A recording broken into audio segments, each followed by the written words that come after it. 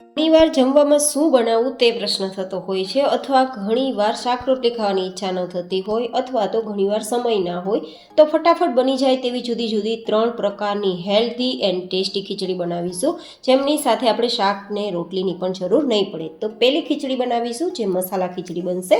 તો સૌથી પહેલાં 1 કપ જેટલી ખીચડીને એક બાઉલમાં લેશું. તમે મેજરમેન્ટ માટે કોઈ પણ ઘરમાં રહેલી વાટકીને માપ માટે સેટ કરી શકો છો. હવે આપણે 3 થી 4 વાર સાદા પાણીથી ખીચડીને ધોઈ લેશું, જેથી કોઈ પણ પ્રકારનો કચરો હોય તો નીકળી જાય. અને ધોયેલી ખીચડીને કુકરમાં ઉમેરી દઈશું. હવે આપણે તેની અંદર લગભગ અડધા કપ જેટલા ગાજરના ટુકડા, અડધા કપ જેટલા ફ્રેશ વટાણા અને જે કપથી ખીચડી લીધી હોય તે જ કપથી 4 ગણું પાણી, એટલે કે 4 કપ જેટલું પાણી ઉમેરશું. અને હવે તેમાં આપણે લગભગ એકાદ નાની ચમચી જેટલું અથવા ટેસ્ટ પ્રમાણે નમક, 1/4 ટીસ્પૂન જેટલો હળદર પાવડર ઉમેરીશું. અને આ રીતે સાઈડમાં ઘી લગાવી દઈશું, જેથી આપણી ખીચડી ઉભરાય નહીં. અને પછી આપણે તેનું ઢક્કણ ઢાંકી દઈશું અને લો ટુ મીડિયમ ગેસની ફ્લેમ પર 5 સીટી સુધી તેને બાફી લઈશું. એ બફાય છે ત્યાં સુધીમાં આગળની પ્રોસેસ જોઈ લઈએ. તો થોડું 2-3 ચમચી જેટલું તેલ ગરમ કરીશું. તેમાં મીઠા લીમડાના પત્તા, સૂકા લાલ મરચાં, જીરું, હિંગ અને સમારેલી ડુંગળી લગભગ અડધા કપ જેટલી લેશું. થોડું આપણે લીલું લસણ ઉમેરીશું. તમે લસણની પેસ્ટ પણ લઈ શકો છો અથવા લસણ સ્કીપ કરી શકો છો. હવે આપણે લગભગ અડધા કપ જેટલા કેપ્સિકમના ટુકડા અને અડધા કપ જેટલા ટમેટાના ટુકડા ઉમેરીશું. તમે અહીંયા શાકભાજી વધઘટ કરી શકો છો. લસણ ડુંગળી ના ખાતા હોય તો માત્ર ટમેટા અને કેપ્સિકમનો જ ઉપયોગ કરો. લસણ ડુંગળીને સ્કીપ કરી દેવી, તમારે ઉમેરવી નહીં જો ન ખાતા હોય તો. હવે આ રીતે આપણે થોડીવાર ચલાવીશું, સાતળીશું અને પછી તેમાં આદુ અને મરચાંની 1 ચમચી જેટલી પેસ્ટ ઉમેરીશું. થોડા સારા કલર અને એટ્રેક્ટિવ લુક માટે 2 ચમચી જેટલા ફ્રેશ વટાણા અને લગભગ 3 કપ જેટલી ધોયેલી અને સુધારેલી પાલક.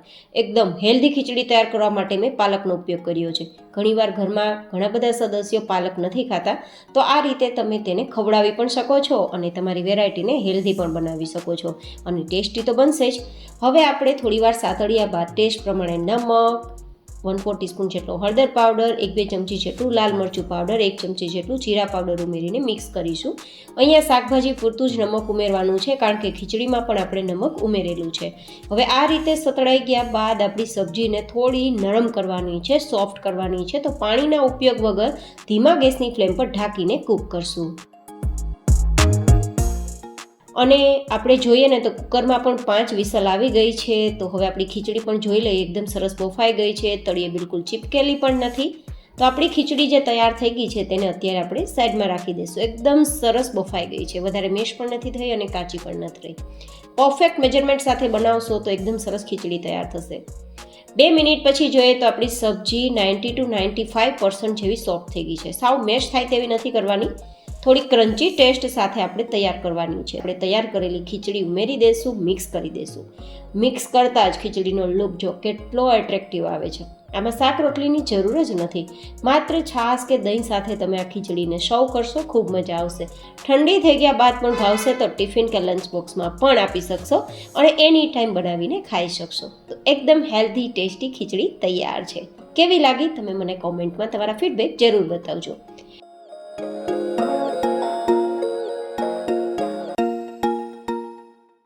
હવે બનાવીશું ઓટ્સ ખીચડી, જેમાં 1 પણ ટીપું તેલનો ઉપયોગ નહીં કરીએ, જેથી ડાયટમાં પણ આ ખીચડી તમે લઈ શકો અને ખૂબ જ હેલ્ધી લઈ શકો. હવે તેના માટે આપણે 1 કપ જેટલી મગની દાળ લીધી છે. આ મગની દાળને પહેલાં તો ધોઈ લેવાની છે અને ધોયા બાદ તેમાં 1 ગ્લાસ જેટલું પાણી ઉમેરી તેને થોડીવાર માટે પલળવા છોડી દેશું. સમય હોય તો 1 કલાક પલાળી શકાય, સમય ના હોય તો ગરમ પાણી ઉમેરીને 20 મિનિટ માટે પણ પલાળી શકાય. હવે અહીંયા મેં ગાજર, કેપ્સિકમ, વટાણા, ટમેટા અને ડુંગળી લીધી છે, જે તમે ટેસ્ટ પ્રમાણે વધઘટ કરી શકો છો અને તમારી ચોઈસ પ્રમાણે તેને સમારીને ટુકડા પણ કરી શકો છો. તો આપણે આને સમારી લઈશું અને સાઈડમાં રાખી દઈશું. અહીંયા આગળ એક પેસ્ટ તૈયાર કરવા માટે હું 3 નંગ જેટલા મરચાં લઉં છું, જેને એકદમ રફલી ચોપ કરી અને આપણે ખારણીમાં લઈ લઈશું. તમે મિક્સરનો ઉપયોગ કરી શકો છો, પણ અધકચરી વાટવાની છે તો આ ખાણી દસ્તાથી પણ વટાઈ જશે. થોડો આદુનો ટુકડો ઉમેરી અને આ રીતે અધકચરું વાટી લઈશું અને વાટ્યા બાદ આપણે તેને સાઈડમાં રાખી દઈશું. 20 મિનિટ પછી આપણી દાળ પણ સરસ પલળી ગઈ છે. તો તેમાં રહેલું પાણીને પહેલાં તો બહાર કાઢી લઈશું અને પછી આ નિતારેલી દાળને સાઈડમાં રાખી દઈશું. હવે આપણે આપણી ખીચડીને તૈયાર કરવા માટે તેલનો ઉપયોગ તો કરવાના નથી, તો માત્ર 1 ચમચી જેટલું ઘરે તૈયાર કરેલું બટર ઉમેરીશું. તમે ઘી પણ ઉમેરી શકો છો. અહીંયા બટર ઉમેરવાનો મતલબ એટલો જ છે કે તમારી સબ્જી કે ખીચડી તળિયે બેસે નહીં. આ બટર છે ને તે ઘરે તૈયાર કરેલું છે. ઘરે મેં એ રીતે બટર તૈયાર કર્યું છે કે તમારા હાથ પણ ના ખરાબ થાય. અને જો ઘી તૈયાર કરવું હોય તો એકદમ ઓછું કીટું તૈયાર થાય અને ઘી વધારે બને. આ રેસીપી તમારે જોતી હોય તો ઉપર આઈ બટનમાં આપી છે. હવે આ રીતે થોડું બટર આપણું ગરમ થાય પછી જીરું અને થોડા કડી પત્તા ઉમેરીશું અને પછી ચોપ કરેલી આપણે ઓનિયન લગભગ અડધાથી પોણા કપ જેટલી, અહીંયા વધઘટ કરી શકો શાકભાજી તમારા ચોઈસ પ્રમાણે, થોડા ગાજરના ટુકડા અને પછી અહીંયા આપણે વટાણા જે લીધા છે તેને પણ ફોલીને ઉમેરી લેશું. કેપ્સિકમ 1 નંગ જેટલું હતું તેને પણ ઉમેરી દઈશું અને અહીંયા આપણે આદુ અને મરચાંની પેસ્ટ તૈયાર કરી છે તેને પણ ઉમેરી દઈશું અને જે ટમેટાં લીધા હતા તેના ટુકડા તૈયાર કર્યા છે તેને પણ ઉમેરી દઈશું અને મિક્સ કરી દઈશું. હવે આ રીતે શાકભાજીને થોડીવાર માટે સોતે કર્યા બાદ આપણે જે ધોયેલી અને પલાળેલી દાળ છે તેને ઉમેરી દઈશું. ગાઈઝ, એકવાર આ ખીચડી તૈયાર કરજો, તમને લાંબા સમય સુધી ભૂખ પણ નહીં લાગે અને જો તમે ડાયટ કરો છો તો ભૂખ્યા રહ્યા વગર તમારે આ ખીચડી ખાઈને પણ વજન ઉતારી શકાય. તો એકદમ વેટ લોસ કહી શકાય અને હેલ્ધી તો એટલી કે વાત ના પૂછો. જેમના માટે હવે દાળ ઉમેર્યા બાદ આપણે લેશું ઓટ્સ. અહીંયા મેં રોલ્સ ઓટ્સ લીધા છે અને 2 કપ જેટલા ઓટ્સ છે. તમને કોઈ પણ મોટા મોલ માર્કેટમાં મળી જશે. હવે તેને પણ આપણે મિક્સ કરી દઈશું અને પછી ટેસ્ટ પ્રમાણે સેંધા નમક ઉમેરીશું. ડાયટમાં હંમેશા સેંધા નમકનો જ ઉપયોગ કરવો અને બને તેટલો ઓછો ઉપયોગ કરવો. હવે અહીંયા 1/4 ટીસ્પૂન જેટલો હળદર પાવડર, 1 થી 2 ચમચી જેટલું લાલ મરચું પાવડર, 1 ચમચી જેટલું ધાણા જીરું પાવડર ઉમેરીને મિક્સ કરશું. જો મિક્સ કરતાં તમને લાગે છે ને કે બિલકુલ ઓઇલ નથી, કારણ કે એકદમ હેલ્ધી ખીચડી તૈયાર થાય છે અને ડાયટ માટે તૈયાર થાય છે, તો ઓફકોર્સ ઓઇલનો ઉપયોગ આપણે નહીં કરીએ. હવે આપણે અહીંયા જે કપથી ઓટ્સ લીધા અને દાળ લીધી છે તે જ કપથી 6 કપ જેટલું પાણી લેશું. મેજરમેન્ટ માટે ઘરની વાટકી સેટ કરી પછી બધું જ માપ તેનાથી લેવું. જે કપથી દાળ અને ઓટ્સ લીધા હોય ને તેના 6 ભાગનું પાણી ઉમેરી અને પછી 2 સીટી સુધી આપણે ધીમા ગેસની ફ્લેમ પર કૂક કરશું. એની વરાળ નીકળી જાય પછી ખોલીને ચેક કરી લેવાનું ખીચડી બરાબર થઈ ગઈ છે કે નહીં. જો થઈ ગઈ હોય તો ઉપરથી આપણે થોડું લીંબુ અને ધાણા ઉમેરીને મિક્સ કરીશું. લીંબુ ઉમેરવું ઓપ્શનલ છે, ટેસ્ટ પ્રમાણે વધઘટ કરી શકાય. હવે આ રીતે મિક્સ કર્યા બાદ એકદમ ટેસ્ટી આપણી ઓટ્સ ખીચડી તૈયાર છે, જેને તમે મસાલા દહીં સાથે ખાશો તો ખૂબ મજા આવશે અથવા કોઈ પણ પ્રકારના રાયતા સાથે પણ ખાઈ શકાય. હવે બનાવીશું ત્રીજી ખીચડી, પંજાબી ખીચડી. ઘણીવાર ઘરમાં કોઈ પણ પ્રકારના શાકભાજી ના હોય અને ફટાફટ કંઈ બનાવવાની ઈચ્છા હોય અથવા શાક રોટલી ના ખાવી હોય ત્યારે આ બનાવી શકાય. તો જેમના માટે 1 કપ જેટલી ખીચડી લેશું. અહીંયા ઘરમાં રહેલી વાટકીને માપ માટે સેટ કરવાની રહેશે, કારણ કે પાણી પણ તે જ વાટકીથી લેવાનું રહેશે અને 2 ચમચી જેટલી મગની ફોતરા વગરની દાળ, જેથી વધારે ખીચડી હેલ્ધી બને. તેને સાદા પાણીથી ધોઈ લઈશું અને ધોયા બાદ આપણે હવે જે વાટકીથી ખીચડી લીધી છે તે જ વાટકીથી 4 વાટકી જેટલું પાણી લેશું અથવા 4 કપ જેટલું પાણી, મતલબ ખીચડીના 4 ભાગ જેટલું પાણી લેવાનું અને પછી આપણે તેમાં 1 થી 1.5 નાની ચમચી જેટલું નમક ઉમેરવાનું છે અને થોડું તેલ ઉમેરી દઈશું જેથી આપણી ખીચડી ઉભરાય નહીં. હવે તેને આપણે થોડું હલકું ગરમ કરી લઈશું. ગરમ પાણી થઈ જાય પછી આપણે જે ધોયેલી ખીચડી છે ને તેને ઉમેરી દઈશું અને ઉમેર્યા બાદ એકવાર ચમચો ચલાવી દઈશું જેથી ખીચડી ઉભરાય નહીં. તેલ સાથે આપણી ખીચડી મિક્સ થઈ જાય ને તો ઉભરાવાના ચાન્સ બિલકુલ નહીં રહે અને પછી ઢક્કણ ઢાંકી દઈશું અને ધીમા ગેસની ફ્લેમ પર લગભગ 4 થી 5 સીટી સુધી આપણે તેને કૂક કરીશું.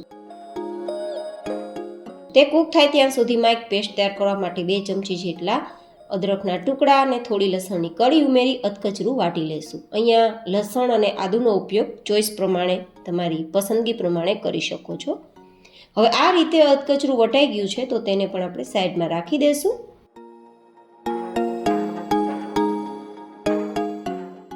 અને હવે 4 સીટી કુકરમાં થઈ ગઈ છે. ઢક્કણ બિલકુલ ખરાબ નથી થયું જો, કારણ કે આપણે એકદમ સરસ ખીચડીને પાણી ઉકાળ્યા બાદ ઉમેરેલી હતી અને તેલ ઉમેરેલું હતું અને ખીચડી પણ સરસ બફાઈ ગઈ છે, બિલકુલ કાચી નથી અને તળિયામાં ચીપકેલી પણ નથી.